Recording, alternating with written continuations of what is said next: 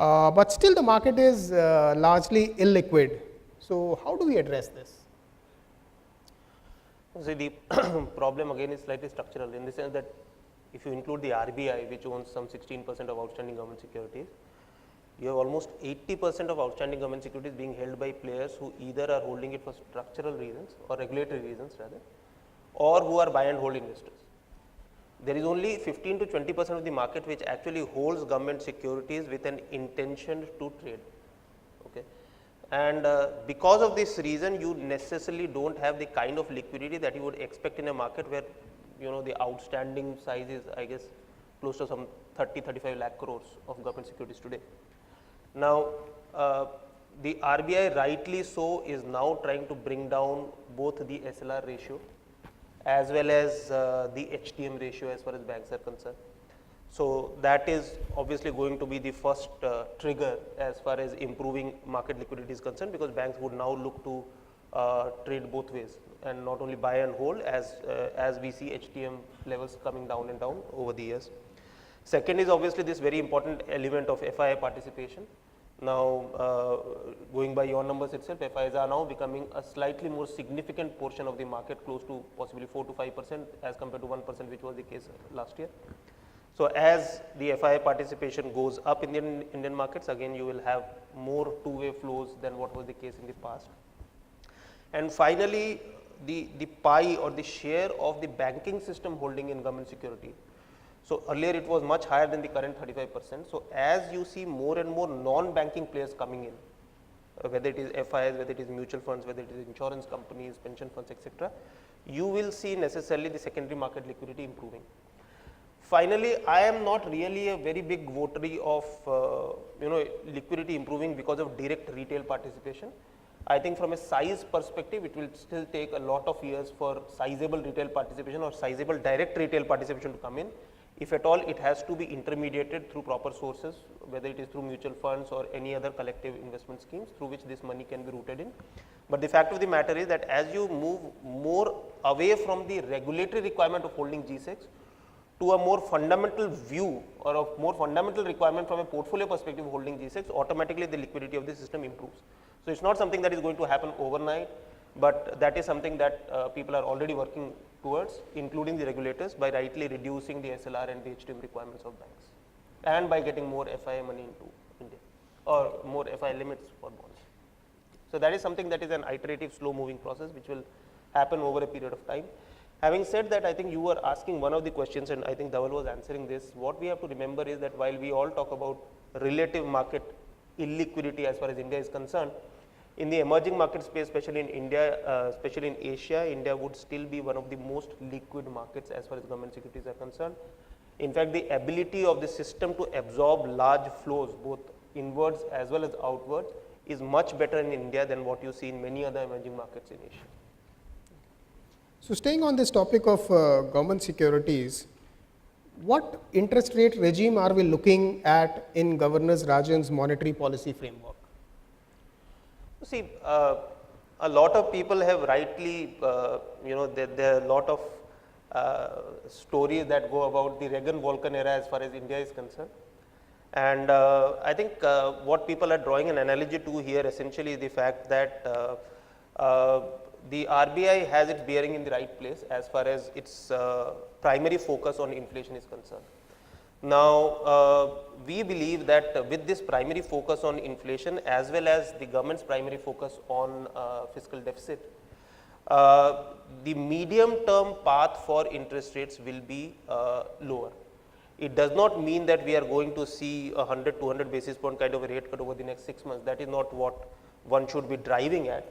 What one should be driving at is a much more sustainable improvement in the broader macro parameters, which will allow this kind of a deeper decline in interest rates to happen over the medium term, which will not only be much more sustainable, but it will be much more permanent in that sense. So I think we are right on target as far as the RBI's focus on inflation is concerned, especially on core CPI inflation. Along with that, the focus on financial stability and more importantly, providing adequate liquidity into the system. All these three aspects put together, coupled with the government's move and this has started not only from this government onwards, but was carried on by the last government, at least in the last 2 years, to rein in the fiscal deficit, even at the expense of sacrificing growth in the short run, which is very, very important from Indian perspective, are all the right steps which will lead to a much more sustained decline in interest rates, but will happen over the medium term. One should not be expecting fireworks over the next 3 months. Okay. Now, looking at the credit markets, I just looked at some numbers, and what I found out is that year to date, the issuances by AA and above rated companies has been about 1,52,000 crores, whereas the issuances by AA minus to BBB has been about 12,000 crores. Out of these 12,000 crores, 5,000 crores is from financial companies and 7,000 crores is from non-financial sector. My question to you, Sujoy, is what is the issue with people coming down the credit ladder and making investments? I think clearly there is a lack of confidence in most of the papers which are non-AAA. And in issues, the biggest issue in India has been that whether we are appropriately pricing those credits as well. So AAA papers have been widely accepted, and while the yields of AAA papers are obviously much lower than compared to AA and single A, the first and foremost has been that whether we know these balance sheets appropriately.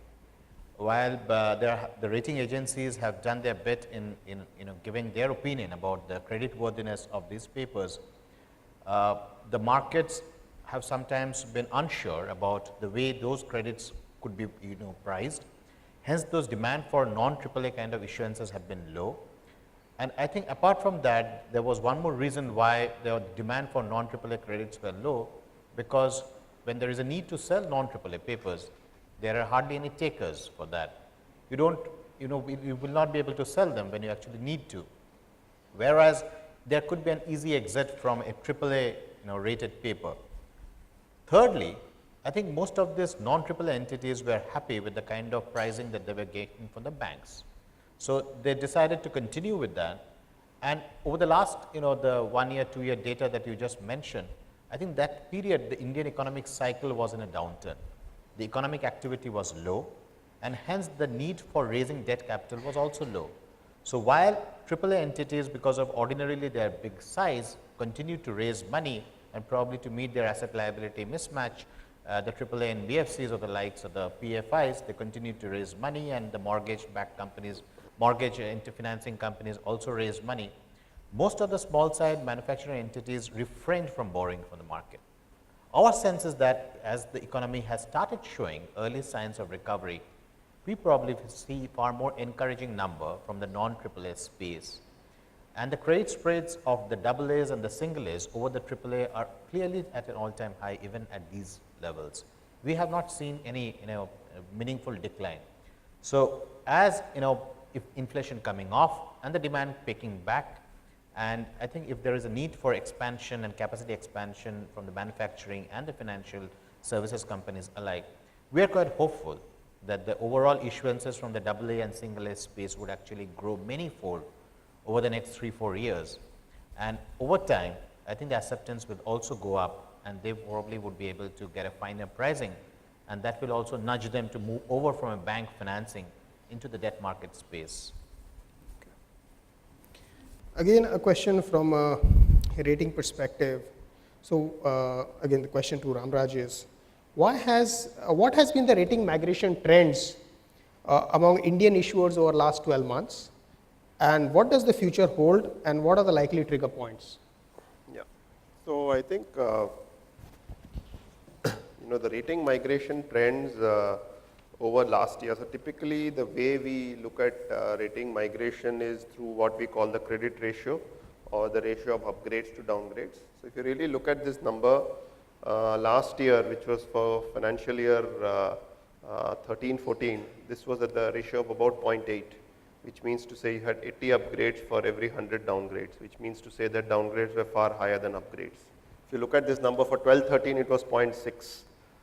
So, basically, we are improving in 13-14 over 12-13. And for the first quarter of this year, we have hit 1, which means the upgrades and downgrades are sort of pretty much the same. And if you look at December, sometime in December 2010, I think we hit the peak of 1.2 sometime, and after that it's been a sort of fairly steady decline. So I think overall the rating migration trends have become, somewhat positive over the last few months.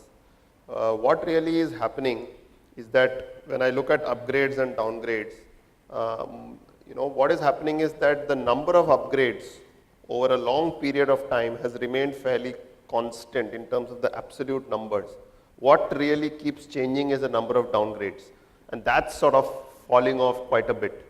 Either because they have already been downgraded and they do not need to get downgraded any further, or there is some specific improvement in the credit conditions.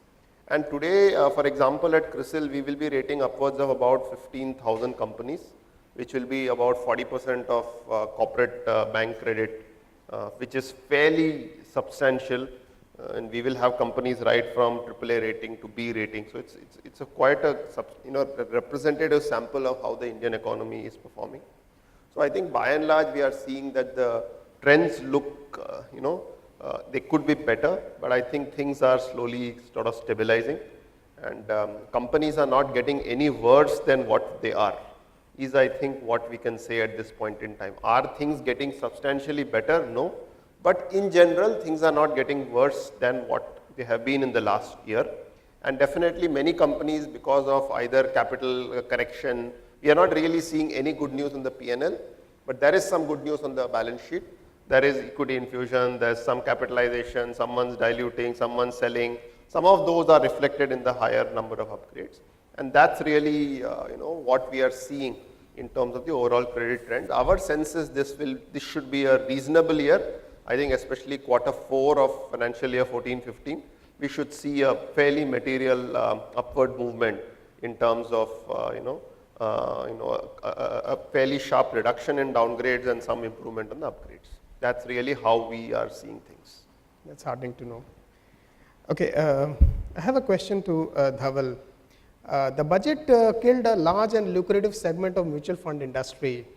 So how are you coping up with this, and will mutual funds be comfortable going lower in the credit ladder to generate alpha now, since the rating person is quite comfortable? This is not a question you should ask Dhaval. I mean, he has very strong views on the subject which he will share now. Well, you are right. The new budget proposal has basically shut the door for fixed maturity plans, which were basically 1 year. And to us, I think what the finance minister is trying to convey to the investor is that perhaps to consider investing in equities, where the short-term capital gains window is still 1 year, and versus a fixed income where it's 3 years. So now with this kind of reality, clearly the center of gravity of action will gradually shift from 1 year to 3 years and onwards. And that is a domain where we will have to go back to the retail investors, because most of the institutional investors are not looking at locking their money for 3 years onwards. So HNIs and retail is what we will have to cater to going forward. It will take some time because mutual funds will have to tweak their sales practice and the engine of growth. And the institutional investors will perhaps come at the short end of the curve. Now, if you look at the performance of income funds over the last couple of years, what comes out very clearly is that income funds with higher duration haven't done a very good job. So much so to attract retail money in. Now, with this kind of term structure, and we expect the rates to remain where they are at least for 6 months to a year till inflation falls significantly from here. Retail investors would like to get returns better than FD. So in order to attract that kind of money, we will have to take into account a non-AAA asset class in our portfolio, which will not be too much of volatility. So are mutual funds ready to accept lower credit investments in their portfolios? That depends on their understanding and their clientele. Our sense is that this is a space where mutual funds have not been present for a long time. So they need to hone their skills. They need to upgrade themselves in terms of understanding the credit. These are complicated areas. These are uncharted territories, pretty much bank's domain. And whatever offers that we are getting in our firm at least, they are all refinancing trades. That means they are borrowing from mutual funds only to pay back to the bank from where they have borrowed. So we need to do our homework. We need to keep in mind the promoter's ability to finance or refinance as and when our assets that we are looking to buy comes up for maturity. We need to ensure the collaterals are valued right. We need to ensure that the debenture, trust deed and other things are very, very tightly worded, and the investors' money are protected, because we know that there is very little liquidity in the secondary market for this kind of bond.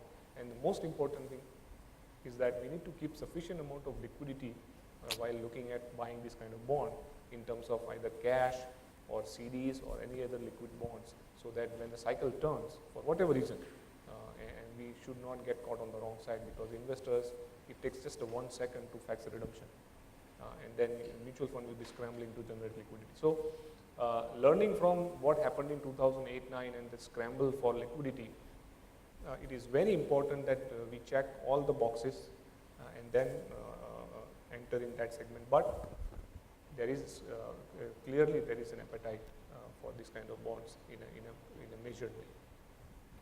Yeah, Actually, I have a, If I may just come in on that, I think a couple of points you had raised in the AAA and the AA is very small.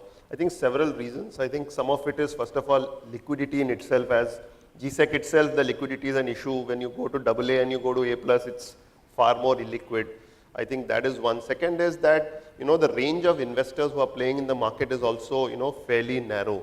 And I think, as Dhaval pointed out, I think the market has by and large not been a credit oriented market. And I think the fourth and maybe the fifth point, 2 points.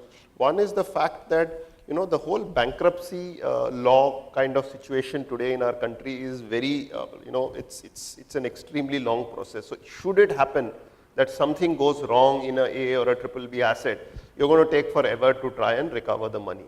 So I think this is something which definitely is an issue. And there have been